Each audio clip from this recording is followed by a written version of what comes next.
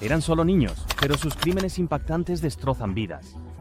Desde un accidente automovilístico calculado hasta una retorcida alianza padre-hija, estas son las sentencias más horribles jamás dadas a menores. Y la traición impensable de un niño de 13 años, matando a su hermana de 4 años para herir a su madre. Te dejará atónito. Comencemos. La persona más joven acusada como adulto por asesinato en primer grado en la historia de Jacksonville está a punto de ser liberada. Christian Fernández tenía solo 12 años cuando mató a su medio hermano de 2 años. En 2011, una madre en Jacksonville, Florida, entró corriendo a un hospital llevando a su hijo de 2 años inconsciente. Su cabeza estaba hinchada, su cuerpo flácido. Los doctores lo supieron al instante. Esto no fue un accidente. Horas después, su medio hermano de 12 años, Christian Fernández, fue detenido. Un niño acusado de un crimen que conmocionó a la nación. Pero a medida que los investigadores descubrieron la verdad, la historia se volvió aún más perturbadora. Esto no se trataba solo de lo que Christian había hecho. Se trataba de lo que le habían hecho a él. ¿Estabas en casa cuando ocurrió este incidente? ¿Ella estaba en casa o no? ¿Tú estabas definitivamente en casa? Porque no quiero atraparte en una mentira. Christian Fernández nunca tuvo una infancia. Su madre apenas era una adolescente cuando él nació y su padre fue posteriormente condenado por hacerle daño. Para cuando Christian tenía 5 años, ya había estado expuesto a la violencia y el abandono. Uno de los peores momentos ocurrió en 2010, cuando su padrastro, Luis Galegos, se quitó la vida justo frente a Christian. El trauma de esa noche se quedó con él. Luego, solo un año después, todo se salió de control. El 14 de marzo de 2011, mientras estaba solo en casa con su medio hermano de 2 años, David, Christian perdió el control. En algún momento, el niño pequeño sufrió una brutal lesión en la cabeza. Lo que exactamente sucedió sigue sin estar claro, pero el impacto fue devastador. David quedó inconsciente, luchando por su vida.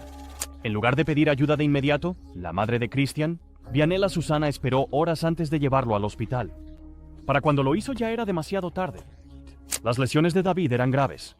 Los médicos determinaron que había sufrido una fractura de cráneo e hinchazón cerebral consistente con fuerza intencional.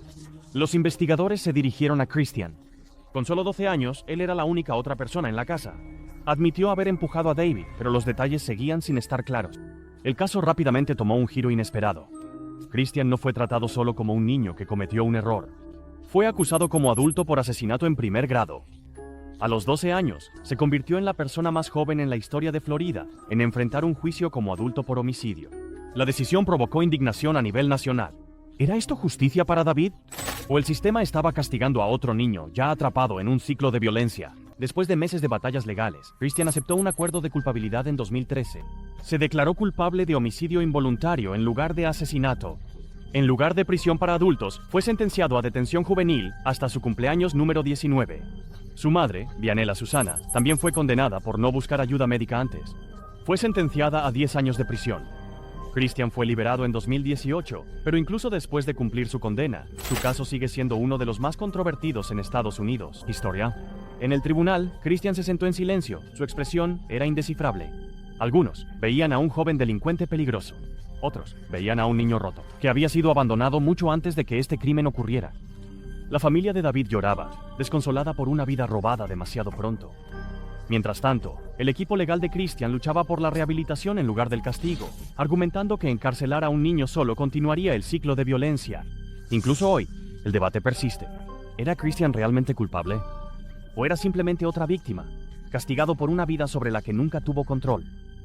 Nuestro próximo caso nos lleva a Gales, donde un niño de 14 años cometió un crimen tan brutal que dejó atónita a toda una comunidad. Pero cuando los investigadores descubrieron lo que realmente sucedió, la verdad fue aún más perturbadora. Descrito como un niño sonriente e inquisitivo, Logan Mwangi, de 5 años, sufrió una crueldad indescriptible. Un patólogo dijo que las lesiones en su pequeño cuerpo eran consistentes con un accidente automovilístico a alta velocidad. En Bridgend, Gales, 2021, una llamada de emergencia frenética envió a la policía corriendo hacia el río Augmoor. Momentos después, descubrieron a un niño de 5 años sin vida en el agua, su pequeño cuerpo cubierto de lesiones demasiado graves para ser accidentales. La víctima era Logan Mwangi, un niño amable y cariñoso. Pero lo que conmocionó aún más a la comunidad fue quién era el responsable de su muerte. Su hermanastro, de 14 años, Craig Mulligan. A medida que los investigadores profundizaban, descubrieron algo aún más perturbador. Esto no fue solo un trágico acto de violencia. Craig lo había estado planeando todo el tiempo. En su propia casa el verano pasado, a manos de su madre, Angarad Williamson, su pareja, John Cole, y el hijastro de Cole, de 14 años, Craig Mulligan. Desde una edad temprana, Craig Mulligan fue descrito como profundamente problemático. Los trabajadores sociales expresaron serias preocupaciones sobre su comportamiento violento, sus comentarios perturbadores sobre dañar a otros y su falta de empatía. Durante años fue colocado en hogares de acogida, pero en julio de 2021, las autoridades cometieron un error crucial. Aprobaron su regreso para vivir con su padre biológico, John Cole, y su madrastra, Angarad Williamson. Lo que debería haber sido un nuevo comienzo se convirtió en una pesadilla para Logan. Con solo 5 días de la mudanza de Craig, Logan estaba muerto. A puerta cerrada, Craig atormentaba a Logan, tratándolo como menos que humano. Le insultaba, lo acosaba y hacía amenazas escalofriantes. Pero nadie creía que realmente las cumpliría.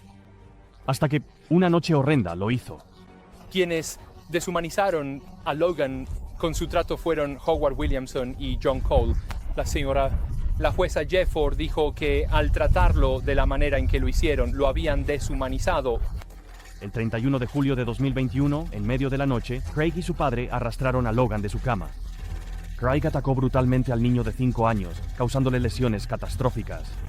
Su pequeño cuerpo quedó con el cráneo fracturado, el hígado desgarrado y más de 50 hematomas. En lugar de pedir ayuda a Craig, su padre y madrastra intentaron encubrirlo.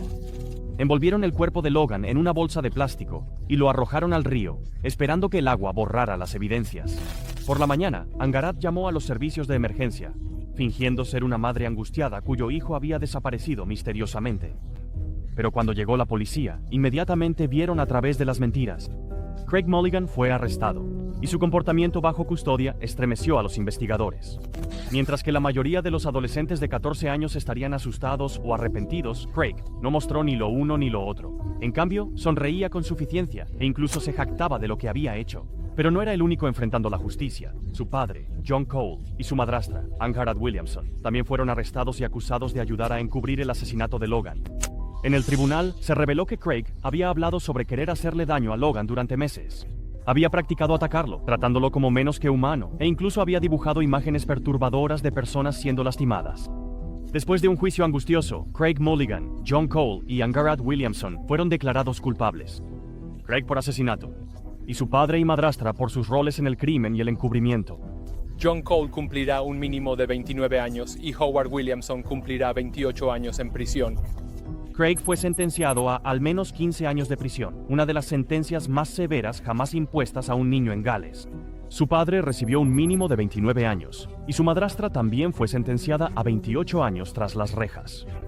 Los médicos del hospital no compartieron una lista de sus lesiones con los servicios de protección infantil. Hoy una revisión encontró: tomar medidas podría haber protegido a Logan. En la sala del tribunal, la familia biológica de Logan lloró, devastada por la pérdida de un niño que tenía toda su vida por delante. El juez calificó el crimen como uno de los casos más horribles que Gales había visto, pero la parte más perturbadora fue que Craig Mulligan nunca mostró un ápice de remordimiento. Incluso después de ser condenado, permaneció sin emociones, como si lo que había hecho no significara nada en absoluto. Para muchos, fue un recordatorio escalofriante de que el mal no siempre viene en forma de adultos. También puede venir en forma de un niño. Nuestro siguiente caso es Paris Lee Bennett, un adolescente altamente inteligente, cuyas acciones calculadas llevaron a un crimen impensable dentro de su propia familia. ¿Cuántos años tiene Ella? 4. ¿4 años? ¿Cuántos años tienes tú? Leche. ¿Está sangrando en algún lugar? Sí, está sangrando por toda la cama. ¿Qué podría llevar a alguien tan joven a cometer un acto tan brutal? En una tranquila noche en Abilene, Texas, 2007, Christian Lee estaba trabajando en un turno nocturno en un restaurante local cuando recibió una llamada telefónica que cambiaría su vida para siempre. Su hijo, de 13 años, Paris Lee Bennett, había estado cuidando a su hermana, de 4 años, Ella. Pero lo que sucedió en su pequeño y modesto hogar esa noche fue nada menos que una pesadilla. Paris Bennett era un adolescente altamente inteligente y carismático. Con un coeficiente intelectual de 141, sobresalía en la escuela y a menudo impresionaba a los adultos con su madurez e ingenio. Pero debajo de este exterior pulido había un lado mucho más oscuro. Uno alimentado por el resentimiento, la manipulación y un deseo impensable de venganza.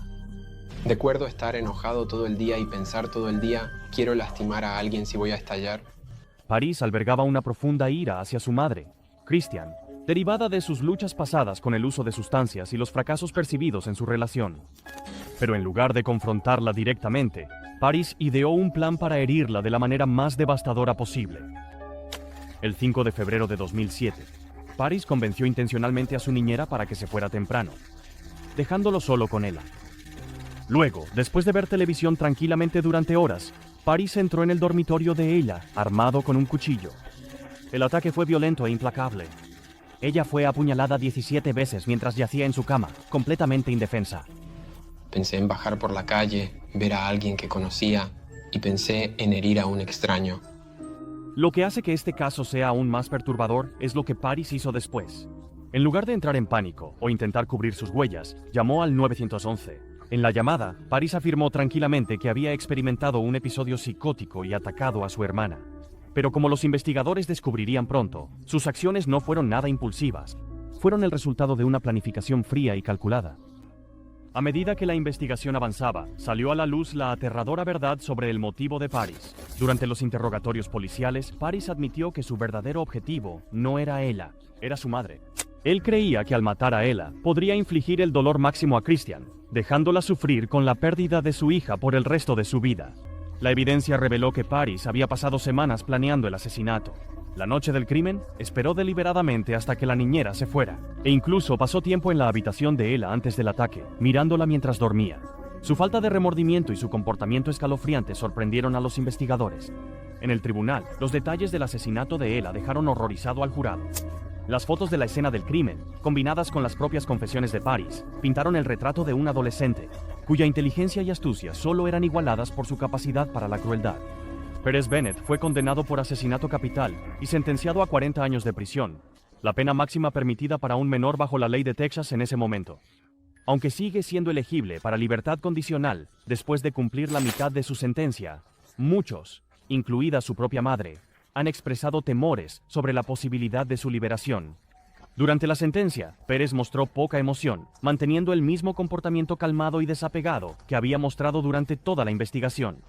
Su falta de remordimiento visible solo profundizó la tragedia del caso. A pesar del dolor inimaginable de perder a su hija a manos de su propio hijo, Christian Lee nunca le dio la espalda a Paris. Mientras el mundo veía a un asesino frío y calculador, ella veía algo más. Su hijo, el niño que había criado y amado. Incluso después de todo, ella todavía lo perdona. Ella continúa visitándolo en prisión, aferrándose a la esperanza de que él pueda cambiar. Pero el perdón no borra el miedo. Christian ha admitido que vive con la preocupación constante de lo que Paris podría hacer si fuera liberado, sabiendo la inteligencia y manipulación de la que es capaz. Su historia, capturada en documentales y entrevistas, es una de amor, dolor y las decisiones imposibles que una madre debe tomar. ¿Cómo reconcilias el amor por tu hijo con el horror de lo que han hecho? Para Christian, esa respuesta nunca ha sido sencilla. Pero para muchos, queda una pregunta inquietante. ¿Nació Paris siendo un asesino? ¿O algo dentro de él se rompió irreparablemente? Nuestro próximo caso es Miranda Barber, una joven cuyas impactantes afirmaciones sobre su pasado y sus crímenes dejaron a los investigadores cuestionando cuán profundo corría la oscuridad. El 12 de noviembre de 2013, el Departamento de Policía de Sunbury fue alertado sobre un cuerpo no identificado en el patio trasero de una zona residencial en Sunbury. El cuerpo fue identificado más tarde como Troy LaFerrera, de 42 años. Era de Port Trevorton, a 20 minutos de donde se había encontrado su cuerpo. Había estado casado durante 2 años y no tenía hijos. Troy había sido apuñalado múltiples veces y su cuello mostraba signos de que algo había sido envuelto alrededor de él. Durante la investigación, se encontró el teléfono de Troy con él, y las cosas que se encontraron en el dispositivo dieron pistas sobre lo que pudo haber causado su muerte. Su historial de búsqueda y actividades mostraron que había estado en Craigslist buscando una escort. La investigación reveló que estaba hablando con Miranda Barber el día del asesinato. Miranda le ofreció tener relaciones sexuales con él a cambio de un pago. Miranda era una mujer de 19 años de Alaska que se había casado apenas un mes antes con Ellis Barber, de 22 años. Miranda nació el 14 de diciembre de 1994 en Alaska, donde vivía con su madre y su tío. Miranda tuvo una infancia difícil, lo que desencadenó muchos problemas para ella más adelante en la vida. Para cuando Miranda era adolescente, había estado expuesta a todo tipo de vicios. Miranda tenía 18 años cuando conoció a Ellis Barber, que tenía 21. Quedó embarazada y dio a luz a una niña. Justo después de dar a luz, se casó con Ellis Barber el 22 de octubre de 2013. Según Miranda, la pareja había planeado algo especial para hacer como recién casados en su luna de miel. No era nada convencional. 3 semanas después de haberse casado, Miranda comenzó a hablar con Troy LaFerrara y le ofreció acostarse con él por $100. LaFerrara aceptó y planearon encontrarse en Hummel's Wharf, Pensilvania. Cuando Troy llegó al punto de encuentro, le pagó a Miranda y condujeron hacia Sunbury. Durante todo el trayecto y sin que Troy lo supiera, Ellis se escondió bajo una manta en el asiento trasero. Cuando se acercaron a Sunbury, Miranda le hizo una señal a Ellis, quien saltó y envolvió un cordón alrededor del cuello de Troy. Luego Miranda apuñaló a LaFerrara 20 veces hasta que murió. Su cuerpo fue arrojado donde la policía lo encontró. La investigación llevó a la policía a arrestar a Miranda 3 semanas después. Miranda negó haber conocido a Troy. Dijo que estaban enviándose mensajes de texto pero nunca se encontraron. También negó tener algo que ver con el asesinato de Troy y solo quería volver con su hija. Se negó a permitir que la policía revisara su teléfono y se puso a la defensiva cuando la policía le hizo preguntas. Sí, eso sí ocurrió. Estoy en el asiento trasero, cubierto por una manta. Entre el reposacabezas y la parte inferior es donde intento inclinarlo hacia arriba por debajo y pongo mis pies contra la parte trasera y tiro con todas mis fuerzas. Finalmente, Ellis confesó y le contó a la policía lo que sucedió. Explicó los detalles, pero el motivo de su historia cambió varias veces. Al principio dijeron que habían planeado matar a alguien 3 semanas después de su boda. Más tarde, la historia de Miranda cambió y dijo que la razón por la que mató a alguien fue por su hija. Dijo que si asesinaba a alguien, su hija sería llevada y adoptada por alguien que pudiera darle una vida mejor. Independientemente de que la historia cambiara, Miranda y Ellis fueron condenados a cadena perpetua sin posibilidad de libertad condicional, donde Miranda mató a alguien por diversión. No se puede decir lo mismo del niño de 10 años Joey McVeigh. El 2 de enero de 2011, los servicios de emergencia del 911 fueron alertados de una casa en el condado de Holmes, Ohio. Joey McVeigh, de 10 años, había ido a la casa de su vecino para llamar al 911. Le dijo al primer respondedor que había disparado a su mamá con un calibre .22, rifle de calibre. Cuando la policía llegó a la casa, Deborah McVeigh, de 46 años, estaba tendida en el suelo con una herida de bala en la cabeza. La policía le hizo preguntas a Joey, y él respondió con calma, sin perder el ritmo ni una pregunta. Le contó a la policía lo que sucedió, pero no entendieron el motivo del asesinato. Joey tenía una hermana de 15 años, Shauna, quien afirmó haber presenciado lo que ocurrió. Ella dijo que Joey se había negado a ir a buscar más leña para la casa cuando su madre se lo pidió. Comenzó a discutir con su madre antes de dispararle en la cabeza. Según Shauna, Joey también le apuntó con el arma, pero ella pudo convencerlo de que no le disparara. Lo que hizo después fue impactante. Después de matar a su madre, miró hacia abajo a su cuerpo, sonrió con desdén y salió de la casa. Cuando los oficiales de policía llegaron e interrogaron a Joey, él les dijo que el rifle que usó para matar a su madre estaba en la habitación. La policía se sorprendió al encontrar no 1 ni 2, sino 6 armas de fuego en el dormitorio de Joey. Había muchas más armas en la casa porque eran una familia de cazadores. Según la madre de Deborah, Joey parecía responsable con las armas de fuego, por lo que muchas armas no eran una señal de peligro para ellos. Cuando la policía trajo a Joey, pronto se reveló que Joey no entendía mucho de la situación que había ocurrido. Eventualmente, Joey pudo hablar más sobre su infancia. Mostraba signos de problemas de ira y tenía episodios en los que se volvía violento, pero no recordaba lo que hacía. Antes del tiroteo, los padres de Joey se habían separado solo semanas antes, y esto pudo haber intensificado sus problemas de ira. El exmarido de la madre de Joey la describió como abusiva. La madre de Deborah y la hermana de Joey dijeron que ella era más abusiva con Joey que con cualquier otra persona. Las cosas son como son. ¿Te sientes mal por lo que pasó? ¿Que realmente le disparaste? ¿Crees que valió la pena aunque estuvieras enojado? No. ¿Debería alguien ser disparado o morir por una discusión? No. El día del asesinato, Joey estaba cansado del abuso mental y emocional. Deborah le dijo a su hijo que quería que se fuera y lo llamó un pedazo de mierda. Joey se sentía arrepentido por sus acciones porque no entendía por qué lo había hecho. Eventualmente, a Joey se le hizo una prueba para ver si era competente para ser juzgado. No era competente.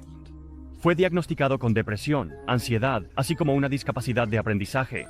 Finalmente, Joey, de 10 años, fue enviado a un centro de tratamiento donde podía crecer y aprender en paz. Un año después, un juez dijo que Joey era competente para ser juzgado. Fue acusado de asesinato. Los fiscales estaban a favor de que Joey permaneciera en una prisión juvenil hasta que fuera adulto. Su hermana pidió al juez que le diera la sentencia más severa posible. Describió a su hermano como un niño peligroso que mató a su madre porque ella se interponía en su camino. Joey se declaró culpable de asesinato y fue sentenciado a un centro de tratamiento hasta que cumpliera 21 años. A continuación, desentrañamos la escalofriante historia de Jamie Silvanek, cuyos retorcidos planes llevaron a un crimen brutal que conmocionó a la nación. Culpable de matar a su madre en 2015, ahora quiere un juicio. Jamie Silvanek se unió a la larga lista de adolescentes femeninas que ayudaron a matar a sus padres debido a una relación en 2015. Silvanek tenía 14 años cuando conoció a Caleb Barber, de 20 años. Supuestamente, Jamie le había dicho a Caleb que tenía 17 años. La madre de Jamie, Cheryl Silvanek, de 54 años, se enteró de su relación y estaba profundamente preocupada por ello. Jamie solo estaba en 8º grado, y le molestaba el hecho de que Caleb fuera un oficial del ejército de 21 años. Como no quería causar demasiados problemas y forzar a su hija a terminar la relación, lo que podría llevar a algo peor, Cheryl seguía intentando persuadir a su hija. Esto continuó por un tiempo, para irritación de Jamie, pero su madre seguía insistiendo porque estaban en una relación ilegal. Jamie se preocupó de que no podría volver a ver a Caleb, y comenzó a planear matar a su madre con Caleb. El 15 de marzo de 2015, la madre de Jamie se ofreció a llevar a Jamie y Caleb a un concierto en su coche. Hizo esto en un intento de convencer a ambos de terminar con la relación ilegal. Mientras volvían del concierto, la madre de Jamie hizo una parada en una gasolinera para comprar algunas cosas.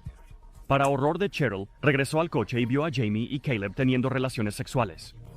En un ataque de pánico, entró al coche y le mostró a Caleb el pasaporte de Jamie y cuántos años tenía. Acusó a Caleb de violación y amenazó con hacer que lo arrestaran. Durante todo el camino a casa, Jamie estaba enviando mensajes de texto a Caleb, diciéndole que era hora de llevar a cabo el plan para matar a su madre. Llegaron al camino de entrada de su casa familiar, y Cheryl confrontó a Caleb por mantener una relación con una menor.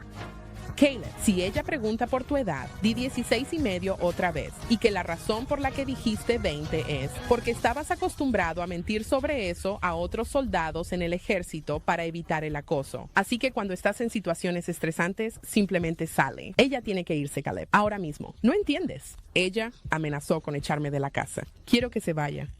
En ese momento, Caleb estranguló a Cheryl. Ella luchaba y golpeaba sus manos contra el claxon repetidamente, luchando por su vida.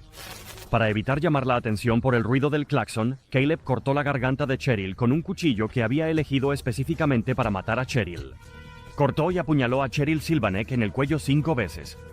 A pesar de que Cheryl suplicó por su vida, su hija observó cómo Caleb la mataba. Después de todo, ella le había dicho a Caleb que matara a su madre porque no quería que la relación terminara.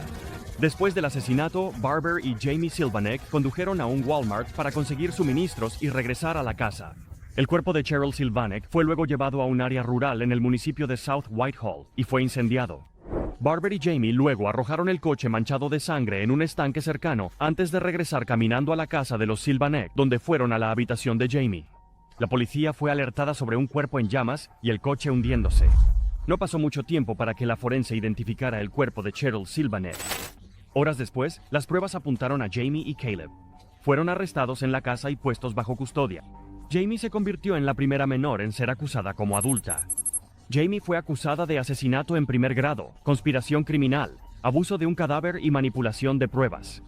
En el tribunal, en una sesión que no se permitió grabar por los medios, Jamie se disculpó por sus acciones, diciendo que era un monstruo y que lo que hizo estaba mal. Le dijo al juez que no fue obligada a hacer nada. Dijo, lo hice yo misma. Nadie me obligó a hacerlo.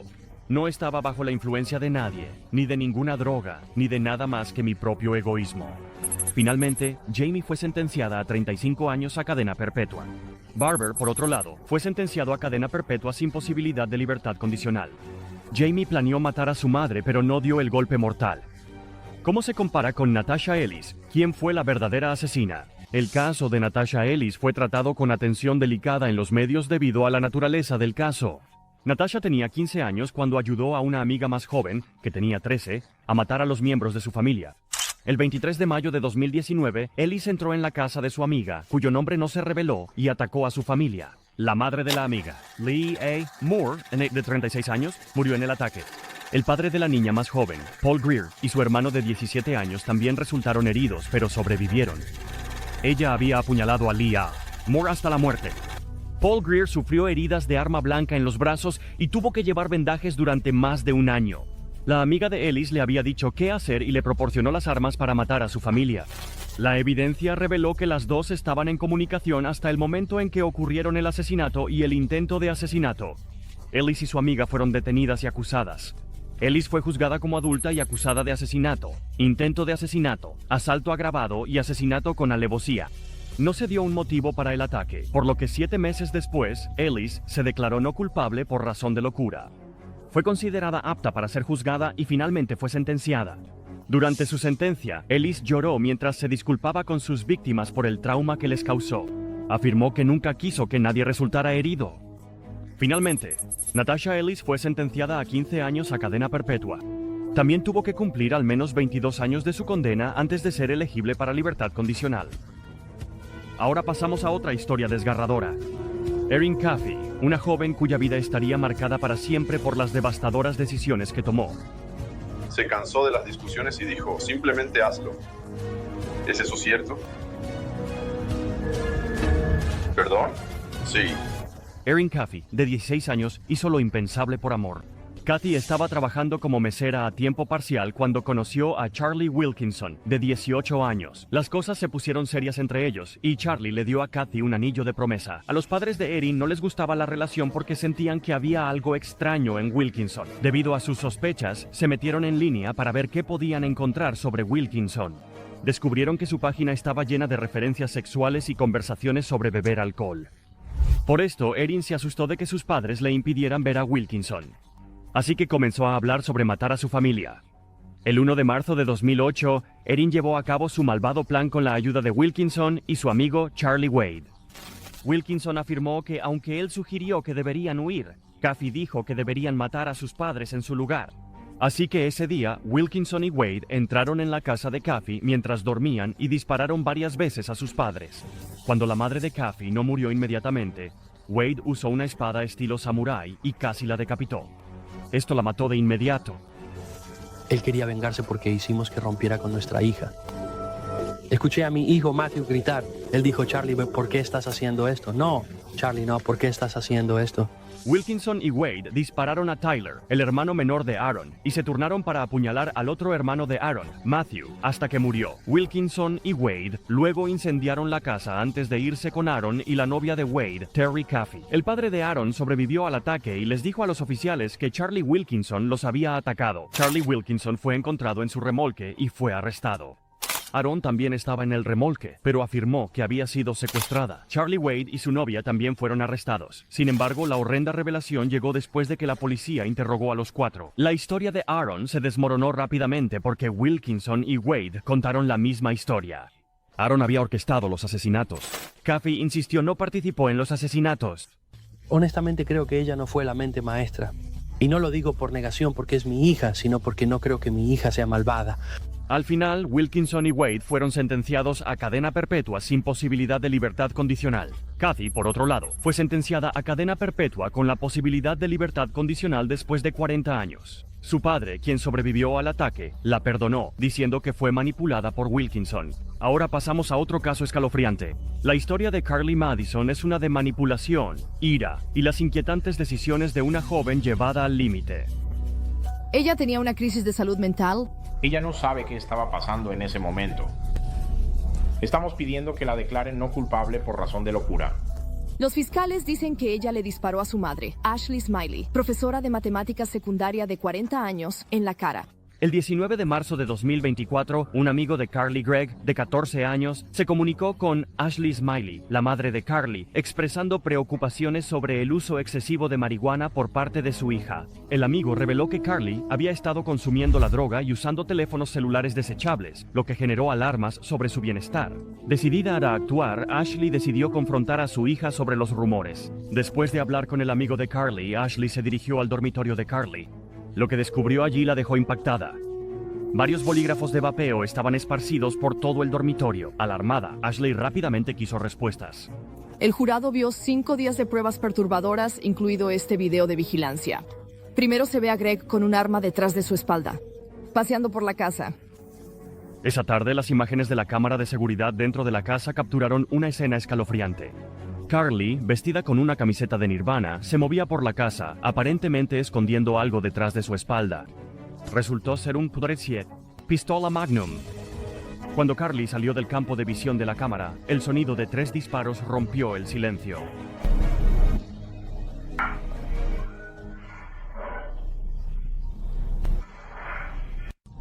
Luego, las imágenes mostraron a Carly corriendo de regreso a la cocina, donde se sentó tranquilamente en el taburete del mostrador. Sacó su teléfono y le envió un mensaje a un amigo, pidiéndole que viniera porque había una emergencia.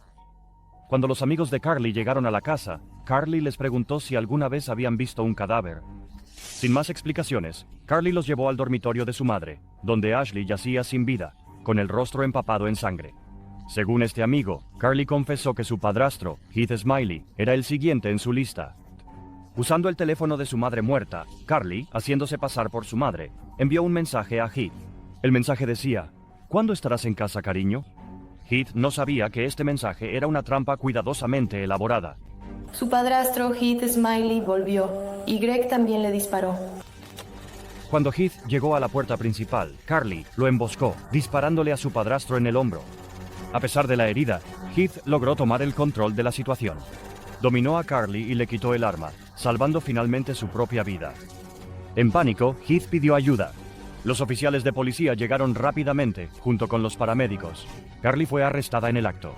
Mientras los investigadores profundizaban en el pasado de Carly, descubrieron un diario que arrojó luz sobre sus pensamientos más oscuros. El diario reveló una lista de creencias que pintaban un cuadro escalofriante de la mente retorcida de Carly. Entre estas creencias había afirmaciones como: no hay Dios, está bien ser malvado, y no hay necesidad de familia. La fiscalía ofreció a Carly un acuerdo de culpabilidad de 40 años antes de su juicio. Sin embargo, ella rechazó la oferta. El caso de Carly rápidamente atrajo la atención de los medios, y el juicio comenzó 6 meses después, en septiembre de 2024. Joven de Mississippi sentenciada a perpetua por matar a su madre y atacar a su padrastro. Durante el juicio, la fiscalía presentó un argumento convincente, retratando a Carly Gregg como una asesina calculadora y de corazón frío. Alegan que Carly disparó y mató intencionalmente a su madre, Ashley, después de que Ashley descubriera su uso secreto de marihuana. La fiscalía describió a Carly como una joven peligrosa que no mostró remordimiento por sus acciones y planeó el ataque a su padrastro. La forma en que el jurado dice que la acusada, Carly Mass y Greg, a cadena perpetua. La defensa, por otro lado, presentó una narrativa diferente ante el tribunal. Afirmaron que Carly estaba en medio de problemas de salud mental en el momento de los crímenes. Un psiquiatra testificó que los cambios de humor de Carly se agravaron por la medicación que estaba tomando. Este psiquiatra argumentó que las acciones de Carly no fueron premeditadas, sino que fueron impulsadas por su estado mental inestable. Según el psiquiatra, los problemas de salud mental de Carly jugaron un papel significativo en sus acciones violentas. Para apoyar esta afirmación, la defensa presentó los diarios de Carly como evidencia, los cuales revelaron a una joven en conflicto mental. Necesito obtener alguna información de mí. ¿Cómo se llama ella otra vez? Carly. C-A-R-L-Y. Carly Madison. Durante el juicio, la fiscalía presentó las imágenes de la cámara corporal capturadas por los oficiales de policía en la escena. El video mostraba el caótico resultado de los asesinatos. Cuando los oficiales llegaron a la escena y llevaron a cabo su investigación, Carly se sentó en la mesa de la defensa. Miraba fijamente, con los ojos clavados en la pantalla.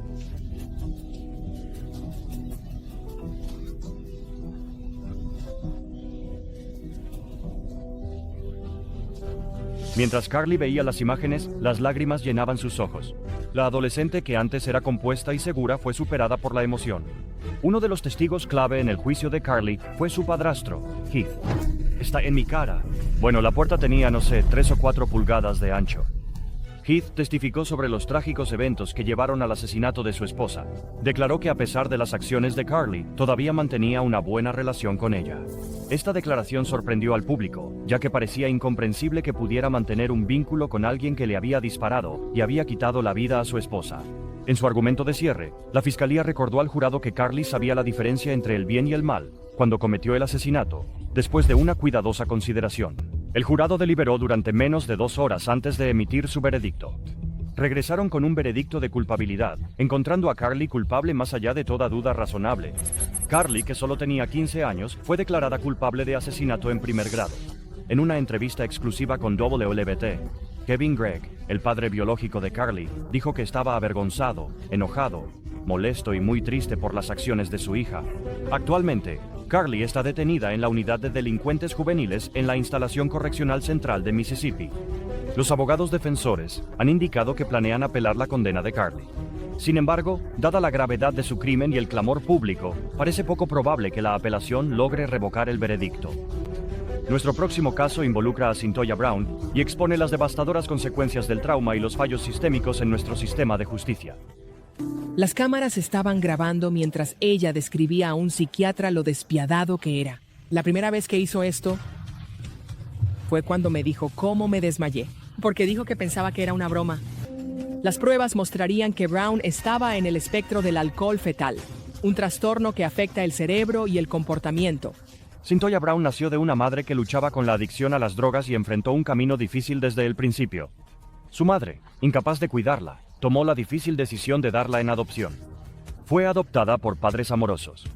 Desafortunadamente, la vida de Cyntoia no estuvo exenta de desafíos. Siendo una adolescente joven, tomó una serie de malas decisiones, lo que llevó a que fuera entregada a la custodia del Departamento de Servicios para Niños y Familias.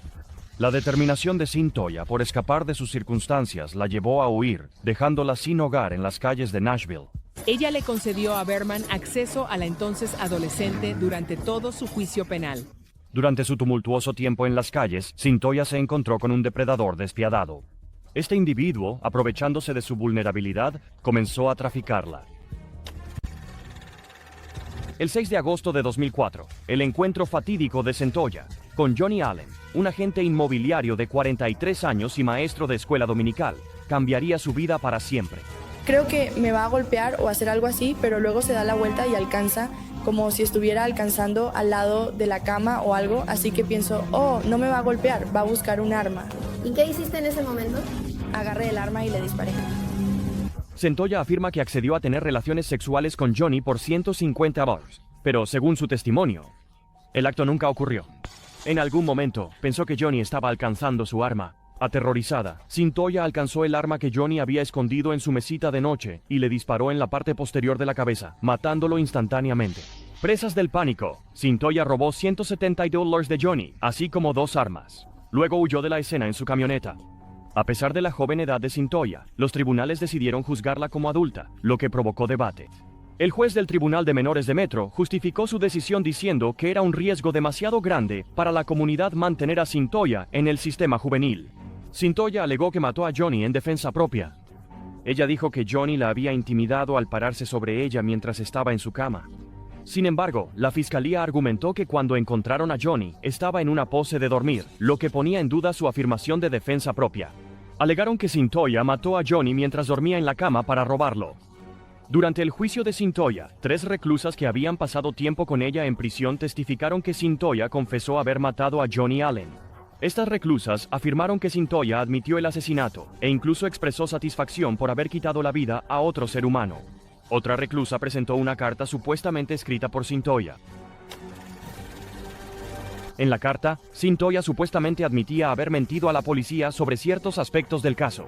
Supuestamente declaró que todo lo que había dicho a la policía era cierto, excepto por un detalle crucial: su creencia de que Johnny estaba alcanzando un arma.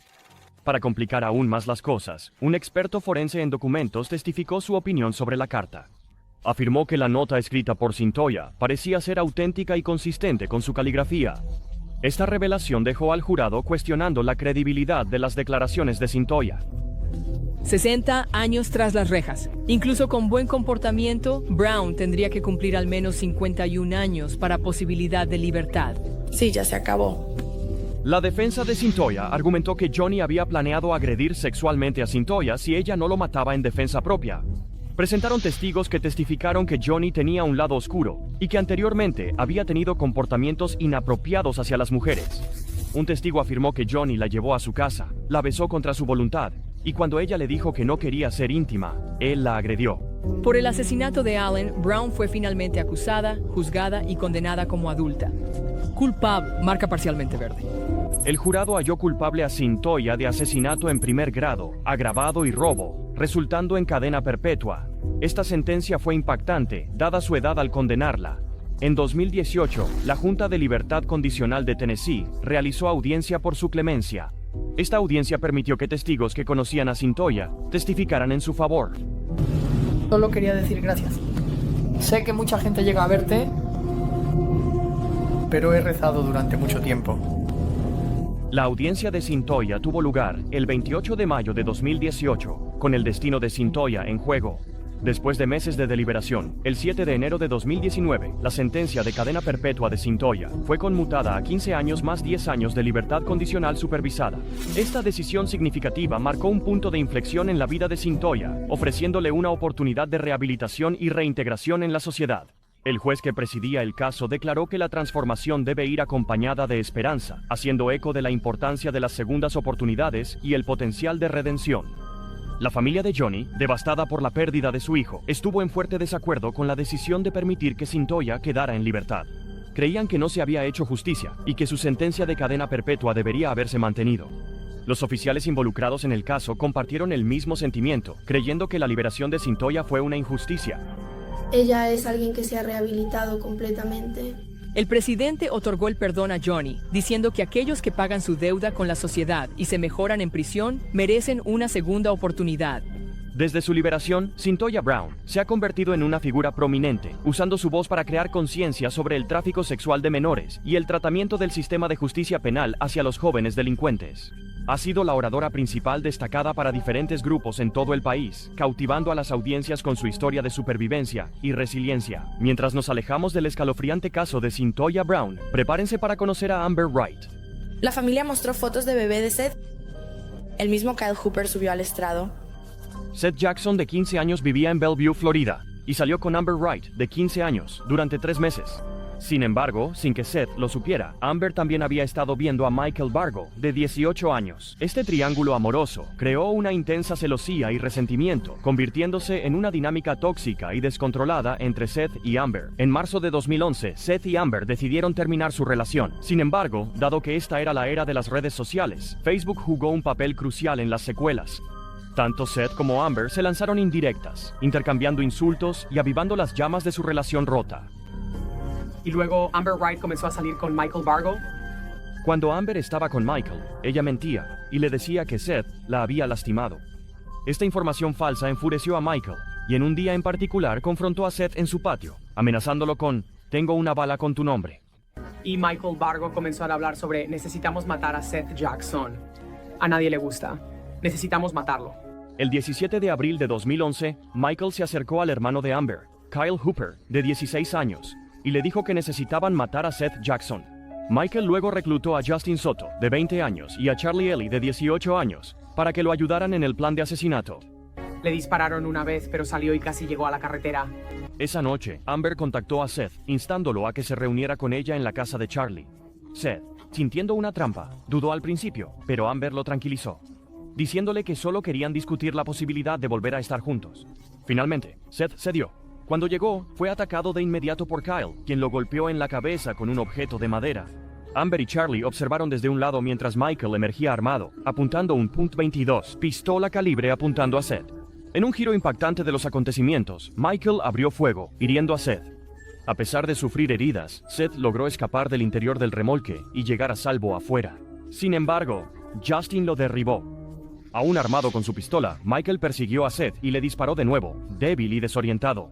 Seth logró llegar a salvo afuera del remolque de Charlie.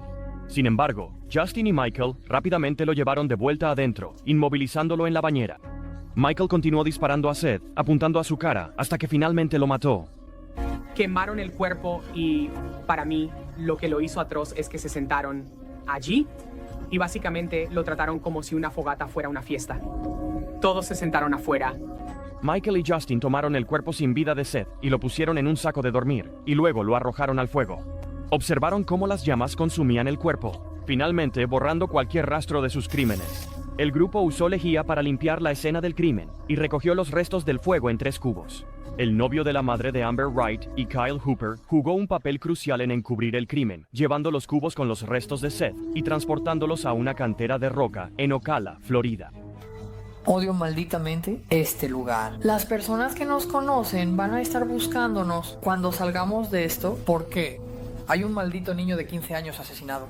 Después de que la desaparición de Seth salió en las noticias, Kyle Hooper confesó el asesinato, dándose cuenta de la gravedad de la situación. A pesar de fingir ignorancia inicialmente, los tres cómplices, cuando estaban solos en la sala de interrogatorios, hicieron declaraciones incriminatorias. Eso llevó a los detectives a la conclusión de que todos jugaron un papel significativo en lo que sucedió. Estaré aquí mientras hablas de eso. ¿Está bien con...? Tú, en Seth comentario, llamó a la puerta e intentó responder, y ella dijo, ¿qué deseas? Todos los involucrados en el asesinato de Seth fueron arrestados posteriormente, y Michael Vargo fue condenado a muerte. Amber, su hermano Kyle, Charlie Ely y Justin Soto fueron condenados a cadena perpetua. El novio admitió complicidad y encubrimiento. Amber fue rejuzgada en 2016 por dudas sobre sus derechos Miranda. Aunque culpable, había esperanza de una sentencia más leve por tecnicalidad. Sin embargo, el juez finalmente decidió que Amber continuaría cumpliendo una sentencia de cadena perpetua, con la posibilidad de revisión en 25 años. Durante todo el juicio, la familia de Amber y el Ministerio Penitenciario hablaron maravillas sobre su crecimiento personal y transformación desde que está tras las rejas. La propia Amber se dirigió al juez expresando su culpa y remordimiento por sus acciones. Aseguró al tribunal que estaba comprometida a convertirse en una mejor persona. Nuestras vidas nunca serán las mismas, ya que nunca veremos a nuestro hijo crecer o tener hijos. Los eventos que llevaron a la muerte de Seth Jackson fueron descritos como nada menos que despreciables por el juez. Las acciones de Amber dejaron un impacto duradero en la familia de Seth, y su dolor era evidente cuando se dirigieron a Amber directamente. Sonia Jackson, la madre de Seth, expresó su esperanza de que Amber experimentara una vida de culpa, sabiendo que había causado tanto dolor. Del impactante caso de Amber Wright, ahora pasamos a la trágica historia de Johnny Ryder y Cassandra Bjork. Muy bien, señora. Bjork está acusada de 2 órdenes de arresto por asesinato, 2 órdenes de arresto por asalto agravado. El 8 de abril de 2017, el condado de Gwinnett, Georgia, experimentó el impactante y brutal doble asesinato de Randall y Wendy Bjork, de 63 años. Los dos eran abuelos de Cassandra Bjork, de 17 años. Habían obtenido la custodia legal porque ella tenía problemas con sus padres. A pesar de los mejores esfuerzos de los abuelos por darle a Cassandra una buena vida, ella se volvió más problemática y se escapaba de casa de vez en cuando. También traía drogas a casa y agredía a su abuela en múltiples ocasiones. También tenía un novio, Johnny Ryder, de 19 años, con quien se escapaba muchas veces. La pareja fue descrita como volátil y tóxica. Eventualmente, cometieron crímenes peores. El 8 de abril, la policía respondió a un caso de asalto en una casa en Lawrenceville, y las víctimas identificaron a los atacantes como Johnny Ryder y Cassandra Bjork. Los dos habían atacado a la hermana de Johnny y a su novio con un bate de béisbol y gas pimienta antes de escapar.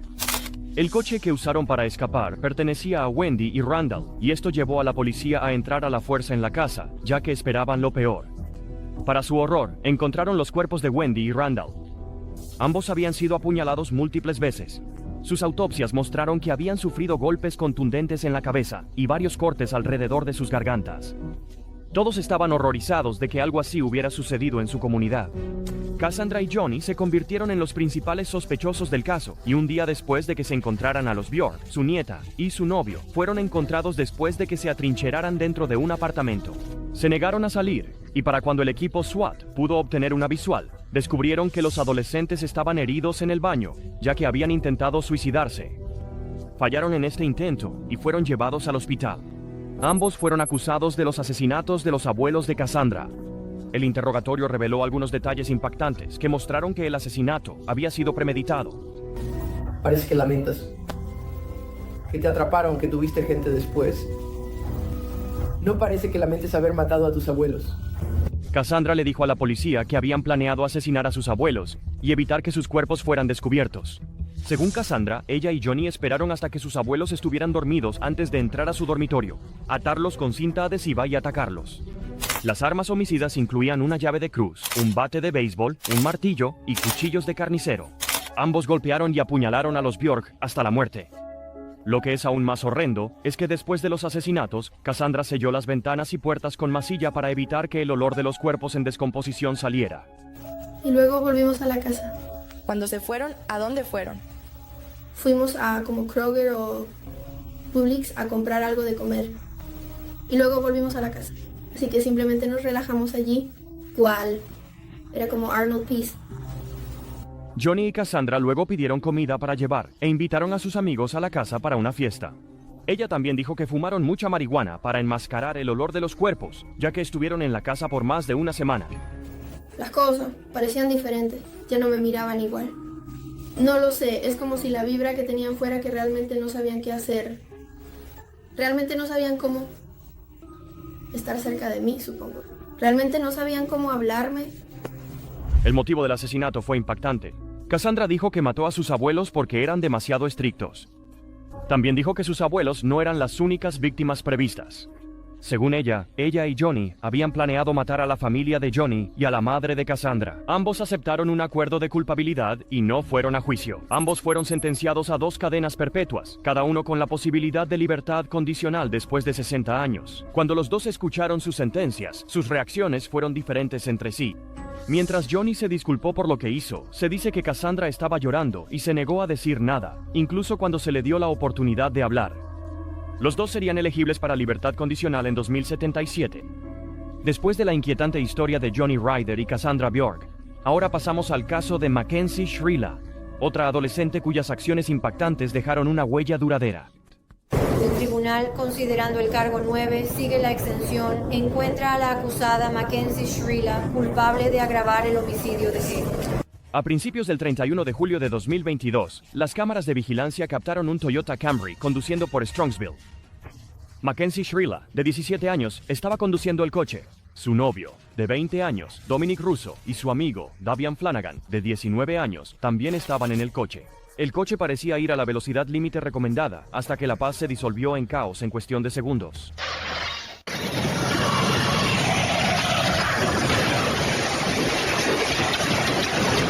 Mackenzie aceleró repentinamente a más de 100 millas por hora. El coche se desvió de la carretera y chocó fuertemente contra el costado de un edificio. El accidente cobró la vida de Dominic y Gavin instantáneamente. Mackenzie, por otro lado, sobrevivió con heridas en los brazos y las piernas. Cuando llegaron los oficiales de policía, la escena que encontraron era horrenda.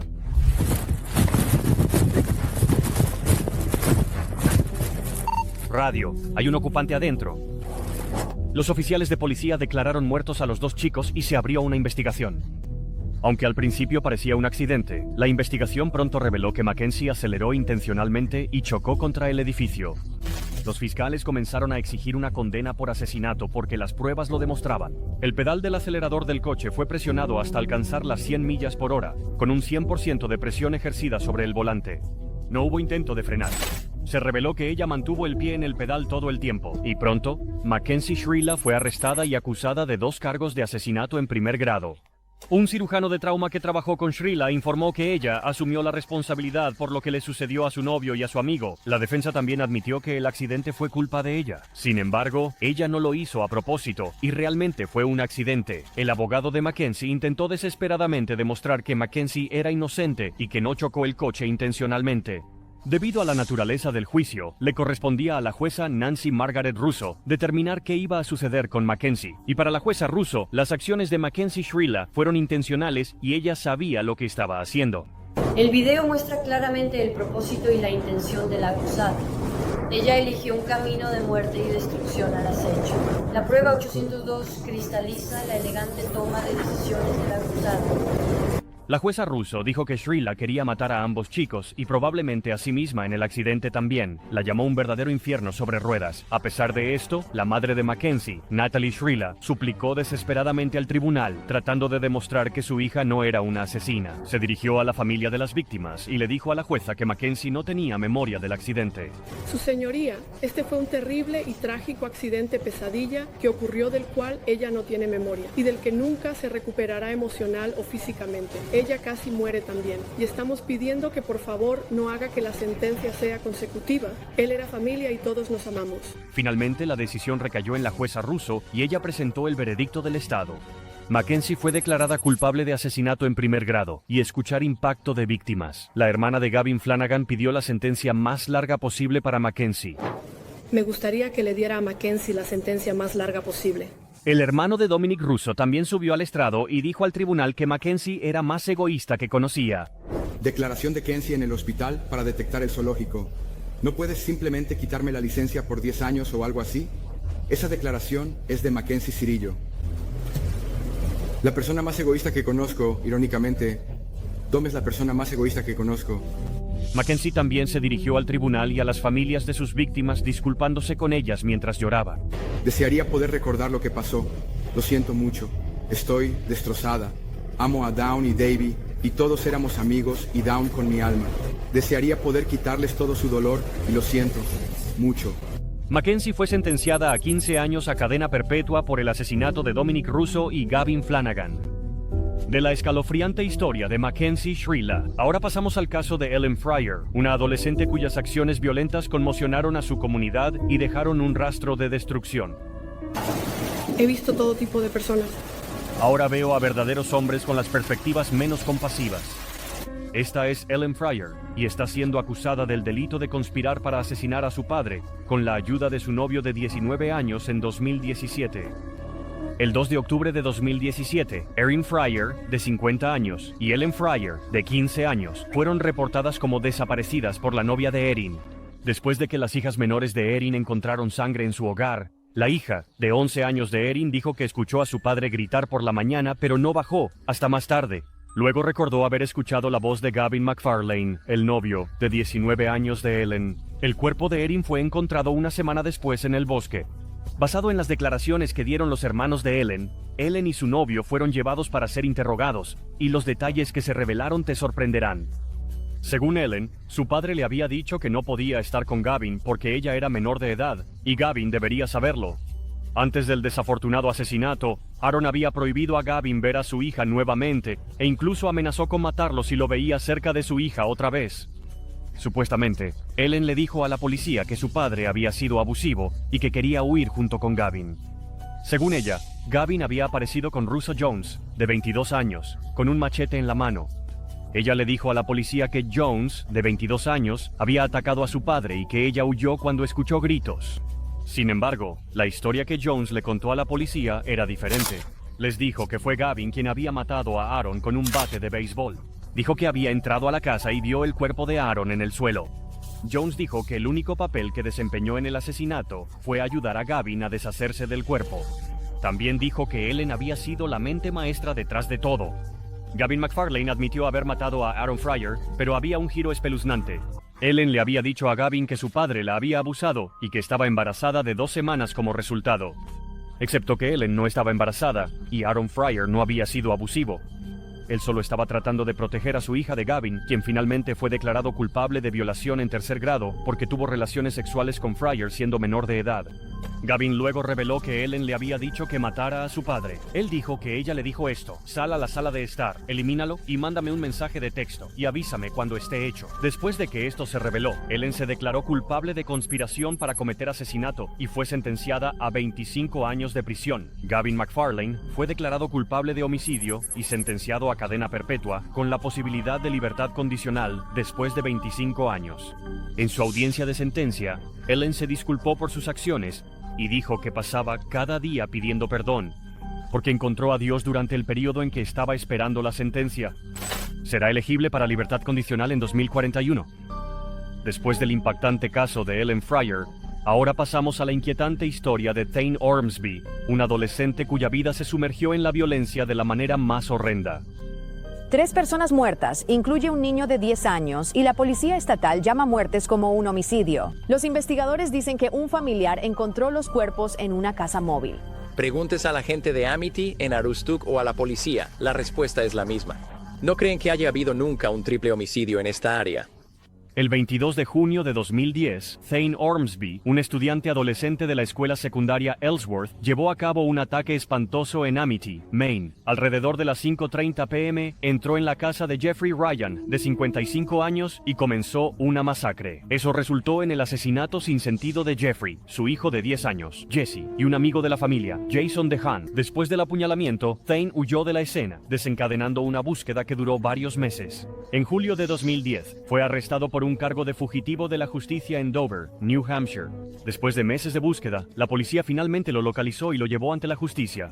Thane fue extraditado de New Hampshire a Maine, donde fue ingresado en la cárcel del condado de Aroostook.